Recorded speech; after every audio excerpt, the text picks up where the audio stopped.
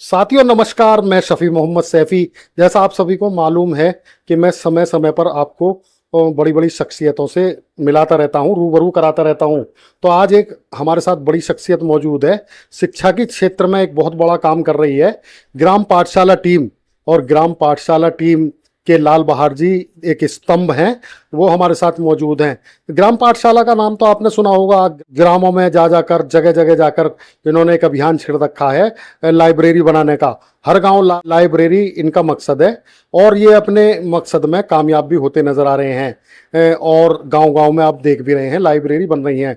अब तो स्थिति ये हो चुकी है कि अगर कोई भात भी देने जाता है, कोई लड़की की शादी होती है या किसी का जन्मदिन होता है या एनिवर्सरी होती है, तो वो भी एक तरीके से दान इस लाइब्रेरी को देते हैं। तो बात करेंगे लाल बहार जी से। लाल बहार जी, स्वागत है आपका हमारे नेटवर्क एनसीआर एक्सप्रेस में। धन्यवाद। लाल बहार जी, आप इतना बड़ा काम लेके चले हैं। 6 लाख से ज़्यादा लाइब्रेरी बनाने का आपका मकसद है।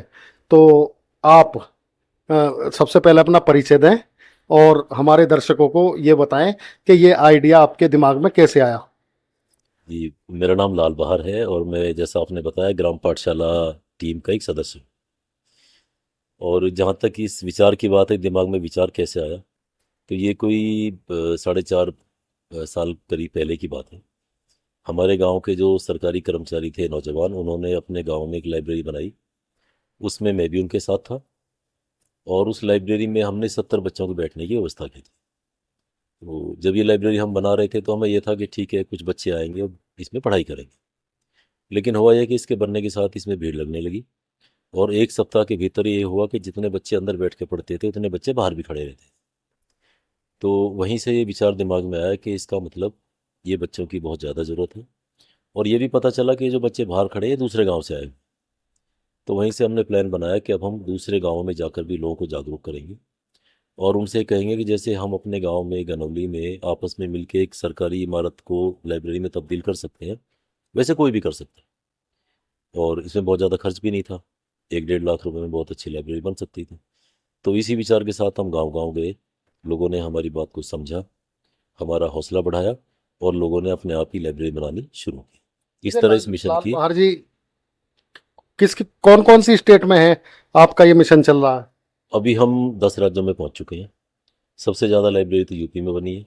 इसके अलावा हरियाणा, राजस्थान, बिहार, महाराष्ट्र, मध्य प्रदेश, इन कुल मिला के 10 राज्यों में हमारी लाइब्रेरीज हैं। और जितनी हमें जानकारी है, इनकी संख्या 3,000 के ऊपर है। वैसे ये बात निश्चित है कि संख्या बहुत ज़्यादा है, क्योंकि बहुत सी लाइब्रेरीज का तो हमें भी नहीं पता लग रहा है कि लोग अपने आप ही सोशल मीडिया पे, क्योंकि ये तरीका सबको समझ में आ गया है, बहुत आसान तरीका है, तो लोग उसे अपने आप भी बना रहे हैं जिनकी हमें जानकारी भी नहीं है। तो लाल बहार जी, कौन कौन लोग जुड़े हैं आपके इस टीम में और कहाँ कहाँ के लोग हैं? बहुत काफ़ी संख्या में लोग जुड़े हैं। बस हमारी एक चीज़ है कि हम ज़्यादातर लोग सरकारी कर्मचारी हैं या प्राइवेट नौकरी करने वाले लोग हैं।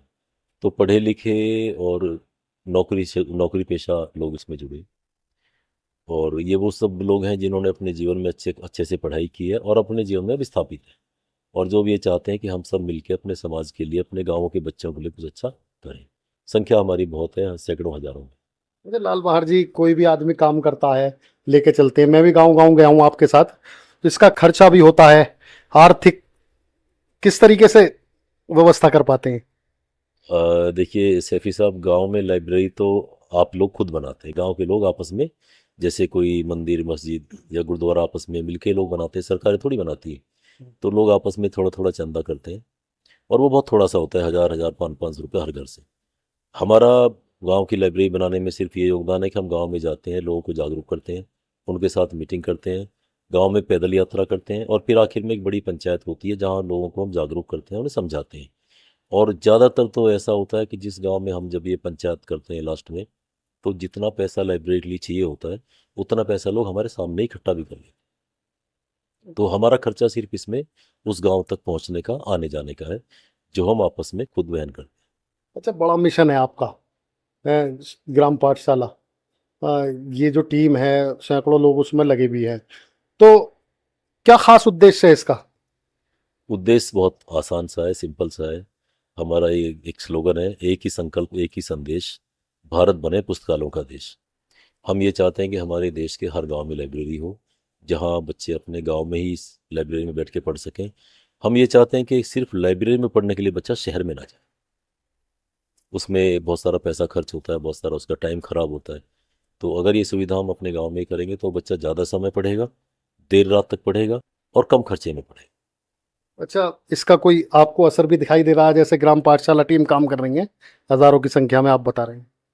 वो तो आप भी देख रहे हैं, जब भी कोई सरकार की तरफ से वैकेंसी जाती हैं तो गाँवों के बच्चे स्पेशली पुलिस फोर्स में बहुत रुचि रखते हैं। तो अभी जैसे पीछे यूपी पुलिस की भर्ती हुई थी कांस्टेबल्स की, तो भारी संख्या में हर गांव से बच्चों का सिलेक्शन हुआ है, जितना पहले नहीं होता था। तो बहुत सुखद परिणाम है। और अब ये लाइब्रेरी ग्राम पाठशाला के कहने से कम खुल रही है, इन परिणामों की वजह से ज़्यादा खुल। अच्छा, यमुना अथॉरिटी भी गांव गांव में बना रही है। आपके निवेदन पर आप मिले थे वहां पर?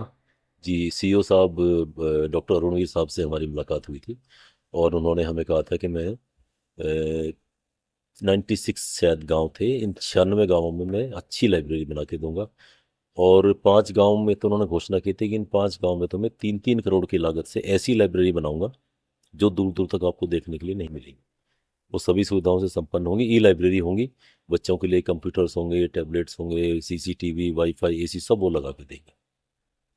अच्छा लाल बहार जी, क्या मैसेज है आप यंग जनरेशन जो आप मिशन चला रहे हैं उसके थ्रू? देखिए, बच्चों के लिए ये मैसेज है कि मैं हमेशा कहता हूँ कि आप एक समय में एक काम करिए। छात्र अगर आप हैं तो छात्र का काम होता है पढ़ने का, तो आप इस समय पढ़िए। और देखिए, हम आपके लिए दिन रात जुटे हैं कि आपके गांव में हम लाइब्रेरी बनवा दें, लेकिन आप किसी असुविधा का बहाना मत बनाइए। अगर लाइब्रेरी आपके गांव में भी नहीं बन पाई है तो आप पेड़ के नीचे बैठ के पढ़िए, किसी के खाली घर में 4 कुर्सियाँ डाल के पढ़िए, एक चारपाई पे 4 बच्चे 6 बच्चे बैठ के पढ़िए। हम पहुंचेंगे आपके गांव, लेकिन किसी अभाव का बहाना मत बनाइए कि मैं इसलिए नहीं पढ़ पाया कि मेरे गांव में लाइब्रेरी नहीं। तो बच्चों से मेरी ये रिक्वेस्ट है कि वो पढ़ाई करें। ये बहुत अच्छा टाइम है, आपके जीवन का सबसे बेहतरीन समय होता है जब हम पढ़ाई करते हैं, वहीं से हमारा भविष्य भी तय होता है। तो मेरी रिक्वेस्ट यही है कि आप किसी भी असुविधा का बहाना नहीं बनाएं। मैं और आप, हम सब असुविधाओं के ही बनाए हुए हैं। तो ये बहाना बच्चा, मैं चाहता हूँ, बिल्कुल ना बनाए। वो अच्छे से मेहनत करे और अपने आप को साबित करे। साथियों, हमने आपकी मुलाकात कराई लाल बहार जी से। लाल बहार जी और उनकी टीम ने एक मिशन चला रखा है ग्राम पाठशाला, और हजारों लाइब्रेरी खुल रही हैं गांव गांव उनके इस मिशन के तहत। उन्होंने अपना मैसेज भी दिया यंग जनरेशन के लिए कि वह अपने पढ़ाई पर ध्यान दें और अपने भविष्य को बनाएं, क्योंकि ये जो वक्त है बड़ा महत्वपूर्ण है सभी के लिए। तो उनका खास तौर पर यह कहना है कि युवा पीढ़ी शिक्षा पर ध्यान दे।